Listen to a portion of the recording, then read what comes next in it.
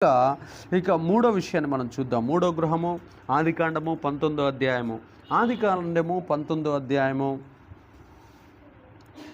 ఆదికాండము 19వ అధ్యాయము 4 నుంచి ధ్యానిద్దాం. వారు పండుకొనక ముందు ఆ పట్టణస్థులు అనగా సొదొమ మనుషులను, బాలురులను, వృద్ధులను, ప్రజలందరూ నలుదిక్కుల నుండి కూడి వచ్చి ఆ ఇల్లు చుట్టూ వేసి లోతును పిలిచి, రాత్రి నీ యొద్దకు వచ్చిన మనుషులు ఎక్కడా?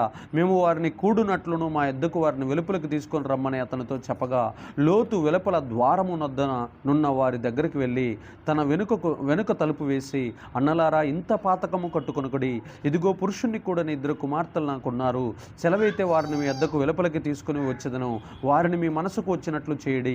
ఈ మనుషులు నా ఇంటి నీడకు వచ్చి ఉన్నారు గనక వారిని మీరేమీ చేయకూడదని చెప్పినప్పుడు వారు నీవు అవతలకి పొమ్మనిరి. మరియు వారు, వీడెవడో మన లోపలికి పరదేశిగా వచ్చి తీర్పరగా నుండుచున్నాడు, కాగా వారికంటే నీవు ఎక్కువగా కీడు చేసేదమని చెప్పి వారికంటే నీకు ఎక్కువగా కీడు చేసేదమని చెప్పి లోతు అనే ఆ మనుషుని మీద దుమ్మిగా పడి తలుపులు పగలగొట్టుటకు సమీపించిరి. దేవునికి మహిమ, ఘనత, ప్రభావములు కలుగును గాక. లోతు ఎక్కడ ఉన్నాడో తెలుసా? లోతు ఎవరి దగ్గర ఉన్నారో తెలుసామ్మా?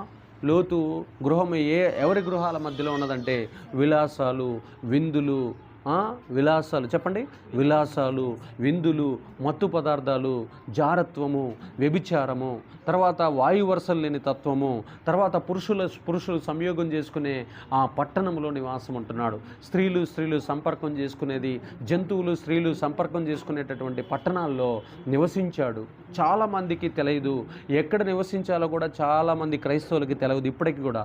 ఏ పట్టణంలో ఉండాలి, ఏ యొక్క ప్రదేశాల్లో ఉండాలి, ఏ పరిశుద్ధ స్థలాల్లో ఉండాలి, అపవిత్రమైన స్థలాల్లో మనం ఉండకూడదని, అపవిత్రమైనటువంటి చెడ్డ గుణాలు, స్వభావాలు, లక్షణాలు కలిగిన జనుల మధ్యలో మనం నివసించకూడదన్న సంగతి చాలామంది క్రైస్తవులకి తెలియకపోవటం వల్ల అనేక రకాలైనటువంటి నష్టాలను, కరువులను, ప్రమాదాలను, ఇరుకులను, ఇబ్బందులను, శోధనను తెచ్చుకుంటున్నాడు. చూడండి, లోతు గారి ఆస్తి ఎంతో తెలుసా? ఈక్వల్గా అబ్రహాము గారి యొక్క ఆస్తితో సమానం. వాళ్ళిద్దరి ఆస్తి దగ్గర గొడవలైతే, పని వాళ్ళకి జీతగాళ్ళకి గొడవలైతే, వాళ్ళ ఆస్తి పంచుకోలేనంత గొప్పగా అయితే అప్పుడు లోతు అంటాడు, నేను నీ దగ్గర నుంచి దూరం వెళ్తానంటే ఎటువైపు వెళ్తా అంటే, అదిగో అటువైపు మంచిగా పచ్చగా కనపడుతున్న సొదొమ వైపు వెళ్తానంటాడు. సొదొమ పట్టణం పచ్చగానే ఉంది, కానీ ఆత్మీయంగా చచ్చిపోయి ఉంది. చాలా పట్టణాలు మంచిగా ఐశ్వర్యంతో నిండిపోయి ఉంటాయి, కానీ లోపల కపటము, లోపల దుష్టత్వం, లోపల దౌర్జన్యం, లోపల బలాత్కారం, లోపల వ్యభిచారం పట్టణాల్లో, లోపల గర్వం పట్టణాల్లో, ఇంకా ఏముంటాయి, విందులు, విలాసాలు, భయంకరమైన వ్యభిచార క్రియలు, సినిమాలు, రాజకీయాలు, వీటన్నిటితో నిండిపోయి ఉంటాయి పట్టణాలు. అలాంటి పట్టణాల్లో మనము పరిశుద్ధుల దగ్గర నివాసం ఉండాలి, ఆత్మీయుల సమక్షంలో ఉండాలి.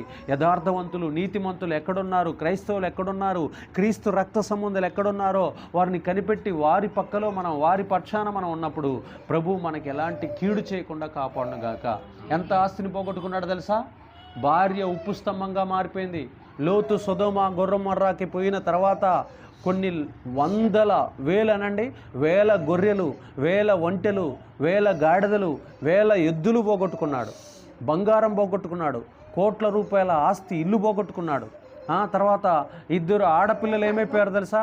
వ్యభిచారులైపోయారు. అల్లుళ్ళు అగ్నిలో కాలిపోయారు. ఆస్తి మొత్తం, బంగారం, వెండి, దస్తావేజులు అన్నీ కూడా అగ్ని గంధకాలలో కాలిపోయినాయి. మనం ఒక మంచి ప్లేస్ను డెసిషన్ తీసుకోపోతే దానివల్ల అనేక రకాలైన నష్టాలు, ప్రమాదాలు, కీడులు అనుభవించాల్సి వస్తుంది. అందుకనే విలాసాలు, విందులు, సౌకర్యాలు, అనేక రకాలైనటువంటి ప్రలోభాలు చేసేటటువంటి ఆ గృహాల దగ్గర మనం ఉండకుండా పరిశుద్ధుల గృహాల దగ్గర మనం నివాసం ఉండేదము గాక.